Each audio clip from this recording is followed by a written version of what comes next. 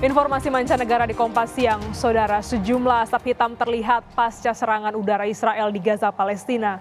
Sejumlah bangunan hancur akibat serangan udara tersebut.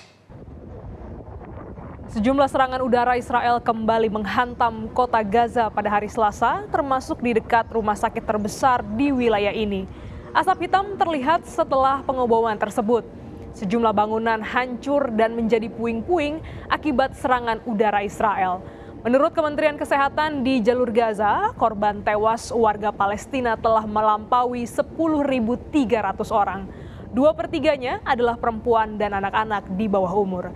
Serangan Israel ke Gaza Palestina juga menyebabkan makanan, obat-obatan, bahan bakar, dan air semakin menipis. Sementara sekolah-sekolah diubah fungsinya menjadi tempat penampungan yang dikelola PBB.